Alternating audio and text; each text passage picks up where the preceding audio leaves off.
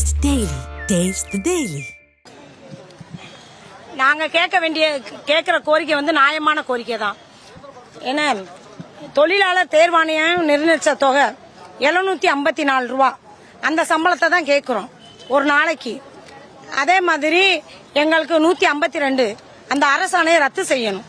அவர்லாண்டு தனியார் அந்த தனியார் இது நிறுவனத்தை எங்களுக்கு ரத்து செய்யணும். அவங்க வந்ததுல இருந்து எங்களுக்கு இவ்வளவு பிரச்சனை. அதே மாதிரி தினக்கூலி பணியாளர்கள் நாங்கெல்லாம் வந்து வேலைக்கு வந்து 20-25 வருஷம் ஆக போகுது. கேஸ் நடக்குது. இப்ப 15-20 வருஷமா கேஸ் நடக்குது. லேபர் கோர்ட்ல கேஸ் போட்டு அவங்களுக்கு ஆர்டர் போட்டாங்க, எங்களுக்கு ஆர்டர் போட்டு அது இங்க போச்சு, ஹைகோர்ட்டுக்கு போச்சு. ஹைகோர்ட்லயும் எங்களுக்கு ஜெயிச்சு 2 நீதிபதியை சொன்னாங்க. நாங்க போய் இருந்தோம். அந்த டயத்துல உள்ள போறப்ப அவங்க கேக்குறாங்க, அந்த நீதிபதிட்ட கேக்குறாங்க இவங்க என்ன இதுன்னு. இவங்க சும்மா வந்து வேலை பார்த்துட்டு போறவங்க, இவங்க வந்து ரெகுலரா வேலை பார்க்க மாட்டாங்கன்னு சொல்றாங்க. அப்ப அந்த நீதிபதி கேக்குறாரு, இவங்கெல்லாம் 5க்கும் 10க்கும் வச்சு நீ வேலை வாங்கி அவங்களுடைய ரத்தத்தை நீ உறிஞ்சிட்டு இன்னைக்கு சாரை உறிஞ்சிட்டு சக்கையா நீ போட்டுக்க. அவங்க வேலை கேக்குறாங்க, அவங்களுக்கு நீ கொடுக்க மாட்டேன்றியா அப்படின்னு சொல்லி அவங்க கேட்டு அங்க இருந்து இப்ப சுப்ரீம் கோர்ட்டுக்கு மதுரை கார்பரேஷன் தான் போச்சு. அந்த கோர்ட்டை அந்த இதை வந்து வாபஸ் வாங்கணும். எங்களுக்கு தினக்குழு பணியாளர்களை நிரந்தரப்படுத்தணும். நாங்க எல்லாம் வயசாகி போச்சு. பாதி பேர் இறந்து போயிட்டாங்க, பாதி பேர் எல்லாம் முடியாம போயிட்டாங்க, பாதி பேர் வாரிசு வேலைக்கு போய் மீத இருக்க பணியாளர்களை நிரந்தரப்படுத்தணும். எங்களுக்கு உள்ள இதை கொடுக்கணும். எங்களை வந்து இது வந்து நாங்க வந்து குலத்தொழில ஒன்னும் பார்க்கல. என்னுடைய பிள்ளை வந்து நல்லா படிச்சா அது ஒரு லெவலுக்கு போகணும். என்னோட இந்த இது ஒளியணும் தான் நாங்க நினைச்சு இதுல வேலை பார்த்துக்கிட்டு இருக்கோம். நான் என் பிள்ளைய படிக்கிறதுக்கு கல்வி கடன் வாங்கியிருக்கேன்.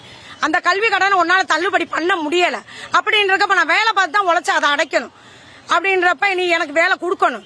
நான் வேலை பார்த்து கஷ்டப்பட்டு எப்ப இருந்து நாங்க 2005 வேலைக்கு வந்தோம், அன்னையில இருந்து இன்னைக்கு வேலை பார்த்து கஷ்டப்பட்டு உழைச்சிக்கிட்டு இருக்கோம். எங்களோட சேர்ந்து பஞ்சாயத்து நகராட்சி ஊராட்சி எல்லாம் அவங்கள பாதி பேத்த 75 வார்டா 75 வார்டா இருந்ததை 25 வார்டை எக்ஸ்டெண்ட் பண்ணி வேலைக்கு சேர்த்தாங்க. சேர்த்து 100 வார்டு ஆச்சு. அந்த 100 வார்டுக்கு உள்ள ஊழியர்கள் எடுக்கல. எங்களை வச்சுதான் எக்ஸ்டெண்ட் பண்ணி வேலை வாங்கிட்டு இருக்காங்க. பாதி பேர் ரிட்டையர்ட் ஆகி போயிட்டாங்க. அவங்களுக்கு ஆள் எடுக்கல. எங்களுக்கு பணி சுமை அதிகம். நாங்க பாக்குற வேலைக்கு நாங்க அதிகமா வேலை பாக்குறோம். ஆனா எங்க உழைப்புக்கு தக்கன ஊதியத்தை தான் நாங்க கேட்கிறோம் கவர்மெண்ட். இதோ ஆப்போசிட் பார்ட்டியில இருந்தப்ப முதல்வர் இன்றைக்கு இருக்க முதல்வர் ஸ்டாலின் சொன்னாரு, மெட்ராஸ்ல ஒரு எங்களை மாதிரி பணியாளர்கள்ட்ட உங்களை நான் வந்தேன், சென்னையில நான் வந்த ஆட்சிக்கு வந்தேன்னா உங்களை நான் நிரந்தரப்படுத்துவேன், பழைய பென்ஷன் திட்டத்தை கொண்டு வருவேன் எல்லாமே சொன்னாரு. அவர் கொண்டு வந்தது வந்து இலவச பஸ்ஸை தான் கொண்டு வந்திருக்காரு. அது கவர்மெண்ட் அதுதான். எங்களுக்கு வந்து இந்த 4.5 வருஷத்துல நான் நல்லா ஆட்சி பண்ணிட்டேன் அப்படின்னு சொல்றாரு. இந்த 4.5 வருஷத்துல எங்களுக்கு எதுவுமே நல்லது கிடையாது. ஏதாச்சும் நல்லது சொல்லுங்க. இது ரிட்டையர்ட் ஆகி போறாங்க. பாவம் எடுப்பு கக்ஸை எடுத்து வேலை பார்த்த என்னுடைய தொழிலாளி, என் சமுதாயத்துல இருக்க மக்கள் கஷ்டப்பட்டு எடுப்பு கக்ஸ் எடுத்து வேலை பார்த்த மக்கள் இன்னைக்கு ரிட்டையர்ட் ஆகி போறாங்க. வெறும் பேப்பரை கையில கொடுத்து அனுப்புறாங்க.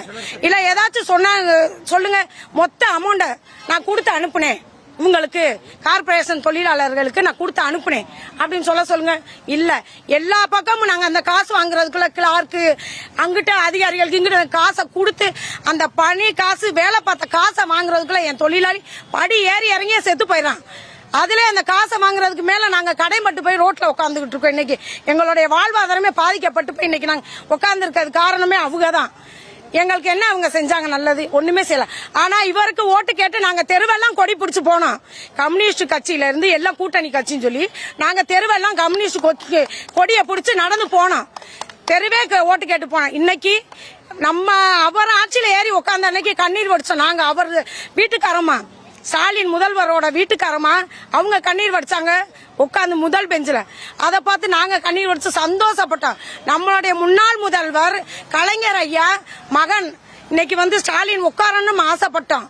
இன்னைக்கு உட்கார்ந்துட்டாங்க ஆட்சியில. நம்மளுக்கு எல்லாமே நல்லது நடக்கணும். இன்னும் வரை துப்புரவு தொழிலாளர்களுக்கு எதுவுமே அவங்க நல்லது செய்யல. எங்களுக்கு எதுவுமே இல்ல. வாரிசு வேலை கேட்டு போராடிக்கிட்டு இருக்கோம். எங்க வேலை பார்த்த பண பலன் வாங்குறதுக்கு போராடிக்கிட்டு இருக்கோம். எங்களுடைய கோர்ட்ல நடக்கிற கேஸுக்கு நாங்க போராடிக்கிட்டு இருக்கோம். எல்லாத்துக்கும் போராடி போய் பிஎஃப் எல்லாமே எங்களை கொண்டு போய் அடுத்த மினிட்ட நீ ஒப்படைக்கிற. அப்ப உங்களுக்கு என்ன வேலை? அரசியல்வாதிகள் நீ வந்து அடுத்த மினிட்ட என்னை ஒப்படைக்கிற, கான்ட்ராக்டை நீ விடுற, உங்களுக்கு என்ன வேலை சொல்லுங்க? உங்களுக்கு ஒரு மாசம் சம்பளம் எவ்வளவு? குடியரசு தலைவர்ல இருந்து தலைவருக்குலாம் 5 லட்சம் சொல்றாங்க. ஏன்னா அவ்வளவு காசு கொடுக்குறாங்க. நாங்க கேட்கறது சொற்ப காசு, 26,000 ரூபாய் மாசம். எங்களுக்கு நீங்க அதை சரி பண்ணி தரல. கோர்ட்ல நடக்கிற கேஸை எங்களுக்கு வாங்கி நீங்க கொடுக்கலாம். நான் வந்தா சரி பண்ணுவேன் நீங்க சொன்னீங்கல்ல, அதை நம்பி தானே நாங்க ஓட்டெல்லாம் போட்டோம். நீ செஞ்சாலும் செய்யாட்டா நாங்க ஓட்டு உங்களுக்கு தான் போட்டோம். ஏன்னா அப்படிதான் இருக்கும் இன்னும் வரைக்கும். என் கல்வி கண்ணால தள்ளுபடி பண்ணலாம், கஷ்டப்படுறவங்களுக்கு பிள்ளைகள் கல்வி கட்டி கொடுக்கறதுக்கு காசு கொடுத்தாங்க, அது செய்யலாம். நிறைய திட்டங்கள் இருக்கு. நாங்க பிற்படுத்தப்பட்ட மக்கள் தான், தாழ்த்தப்பட்ட மக்கள் தான். உங்களுடைய தகப்பனார் கலைஞர் தாத்தா அவர் என்ன செஞ்சாரு? அவர் ஆட்சியில் இருந்ததுக்கு எங்களுக்கு எந்த ஒரு நஷ்டமும் கிடையாது. எங்களுக்கு நல்லா தானே அவர் இருந்து எங்க கையில காசு பணம் எல்லாம் புழங்க எல்லாம் வைக்க. அவருடைய மகன் இன்னைக்கு ஆட்சியில் நிற்கிறார், அவர் ஜெயிக்க வைக்கணும். நாங்க கொடி பிடிச்சு போராடினதுக்கு பனிஷ்மெண்டா இது சொல்லுங்க. அடுத்து இன்னொரு நம்மளிடம் இருக்கிறார் தூய்மை பணியாளர், அவரிடம். வணக்கம், என் பேர் சரவணன். இன்று நடக்கக்கூடிய இந்த காத்திருப்பு போராட்டத்திற்கு மதுரை மாநகராட்சியில் பணிபுரியக்கூடிய பொறியியல் பிரிவில் பணியாற்றக்கூடிய பாதாள சாக்கடை பெற்றுக்குழி பணியாளர்கள் எல்லாருமே ஆதரவு தெரிவித்து இந்த போராட்டம் நடத்தி கொண்டிருக்கிறோம். பாதாள சாக்கடை பணியாளர்கள் பார்த்தீங்கன்னா 17 ஆண்டுகளாக ஒப்பந்த அடிப்படையில் தான் பணிபுரிந்து வருகிறோம். இதற்கு முன் தமிழக அரசு, இதுக்கு முன்னாடி ஸ்டாலின் அரசு வர்றதற்கு முன்னால் சொன்னார், தேர்தல் வாக்குறுதியில் நான் வந்தால் உள்ளாட்சித்துறையில் பணியாற்றக்கூடிய பணியாளர்களை 10 ஆண்டுகளுக்கு மேல் பணிபுரிய பணியாளர்களை நிரந்தரப்படுத்தணும்னு சொன்னாங்க. அதை தான் நம்ம வலியுறுத்துறோம். நாங்கள் நியாயமான கோரிக்கையை தான் கேட்குறோம். நாங்கள் என்ன, குறைஞ்சபட்ச சம்பளம் 62D படி 754, பாதாள சாக்கடை பணியாளர்களுக்கு 9,000 ரூபாய் சம்பளம். இந்த ஒப்பந்த முறையை தற்போது கேட்கலாம். ஒன்றும் இல்லை, நீங்க தொடர்ந்து அதான் உங்ககிட்ட ஒரு கேள்வி கேட்கிறேன். தற்போது தூய்மை பணியாளர் தொடர்ந்து தூய்மை பணியாளர்களை நிரந்தரப்படுத்தணும்னு சொல்லி போராடிட்டு வர்றீங்க. ஆனா உங்க தலைவர் என்ன சொல்லியிருக்காரு, தூய்மை பணியாளர்களை நிரந்தரப்படுத்தலாம், ஆனா தூய்மை பணியாளர் மகன் அவங்களும் குப்பை தான் அள்ளணுமா, அதெல்லாம் ஏற்புடையது இல்லைன்னு சொல்லியிருக்காங்க. இதை பத்தி என்ன நினைக்கிறீங்க, உங்களுடைய கருத்து? அதாவது ஒடுக்கப்பட்ட மக்கள் அரசியல் ரீதியாக இன்னைக்கு எழுச்சி பெற்று வருகிறோம். தூய்மை பணியாளர்கள் தலைவர் பேட்டி கொடுத்தது அடுத்த தலைமுறைகள் இந்த வேலையை செய்யக்கூடாது, இந்த தலைமுறையோட இந்த வேலை போகட்டும். இன்னைக்கு இருக்கக்கூடிய இந்த 30 ஆண்டுகளுக்கு முன்னாடி இந்த பணியில் சேர்ந்திருக்கக்கூடிய தினக்கூலி பணியாளர்கள், கான்ட்ராக்ட் பணியாளர்கள் அனைவரையும் நிரந்தரம் செய்ய வேண்டும் என்றுதான் விடுதலை சிறுத்தைகளுடைய தலைவரும் சரி, தொழிற்சங்க பிரதிநிதிகளும் சரி வலியுறுத்தி வருகிறோம்.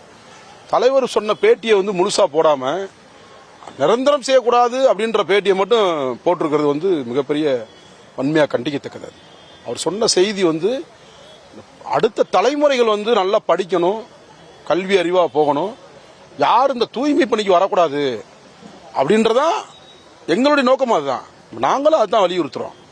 அடுத்த தலைமுறைகள் இந்த வேலைக்கு யாரும் வரக்கூடாது, இந்த தலைமுறையோட இந்த வேலை அப்படியே போயிட்டோம் அப்படின்றத நாங்களும் வலியுறுத்துறோம். அதை தவறா பத்திரிகையில நிரந்தரம் செய்யக்கூடாது அப்படின்றத மட்டும் போட்டிருக்காங்க. என்ன பேசினாருன்றத போடணும்ல, போட்டா தானே முழுசா என்ன பேசினார்ன்றது தெரியும். அது வன்மையா கண்டிக்கத்தக்கது. அது எந்த பத்திரிகை போட்டுச்சோ அந்த பத்திரிகையை நாங்க வன்மையா கண்டிக்கிறோம். விடுதலை சிறுத்தைகள் என்னைக்குமே தலித் மக்கள் பக்கம் தான். விடுதலை சிறுத்தைகளுடைய வரலாறு சிலருக்கு தெரியும், சிலருக்கு தெரியாது. விடுதலை சிறுத்தைகளுடைய வருகைக்கு பிறகுதான் தலித்துகள் இன்னைக்கு தலை நிமிர்ந்து நின்றுகிட்டு இருக்கோம். அது யதார்த்தமான உண்மை, இது எல்லாத்துக்கும் தெரியும். அதனால தவறான செய்திகளை நம்ம பத்திரிகையை போட்டிருக்கிறது தொழிற்சங்கம் கண்டிக்கிறோம். தொடர் போராட்டம் தான் இது. இந்த போராட்டம் இன்னைக்கியோட முடியாது. பேச்சுவார்த்தையில் தோல்வி ஆயிடுச்சு.